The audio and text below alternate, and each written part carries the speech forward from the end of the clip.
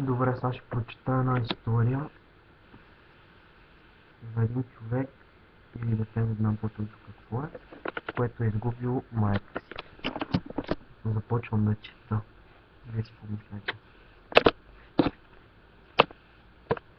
Моята мама, най-прекрасната на света, най-добрият човек, няма я. Ракът я уби. Казват, че за мъртвите или добро, или нищо.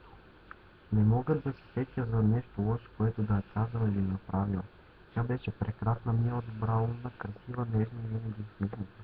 Тя почина преди почти 2 месеца, само на 44 години. Абсолютно незаслужени мъки и страдания. Имаше още толкова много неща да види, толкова много да се радва. Падна и се една от най-коварните болести.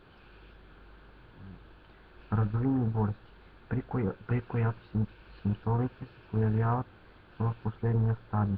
Разсейките бяха на най-ключовите места. Опитахме всичко. Бяхме навсякъде. Всеки казваше, че няма шанс. Въпреки всичко аз вярвах.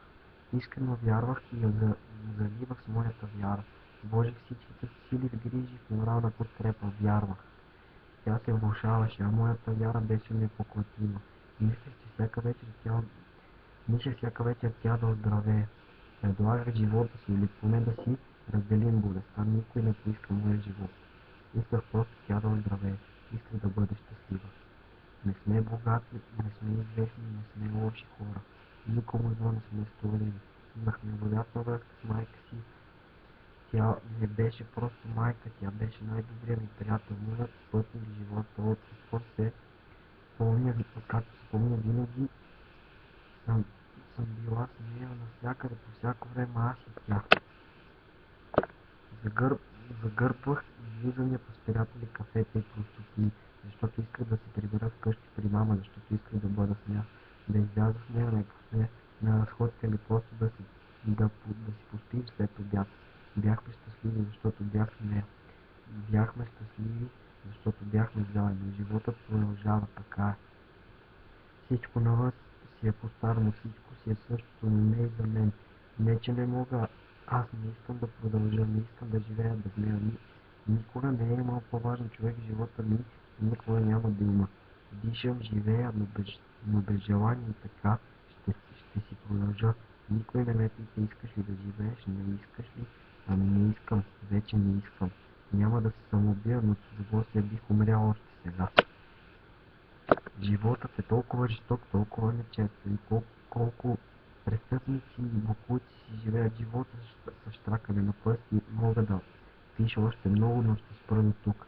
Искам да ви кажа, че лекарството за рака има, но то не е за всеки. То е за онези другите, избралите, тези, които са решили, че е много преднаселено и трябва да изчистят малко населението. Преди това да ги разорят. Мамо, където и да си, знай, че те обичам безкрайно, липсваш ми неопределимо и съжалявам искрено, че не успя да те спася. Ти винаги си била и ще бъде всичко за мен. Благодаря за всичко. Горда съм, че ти си моята майка, че аз съм твоята дъщеря и се прекланям пред теб. Помислете си вие какво ще е да живеете без майка или да си случи нещо такова. Както аз не мога да живея без майка ми, така и вие. И така.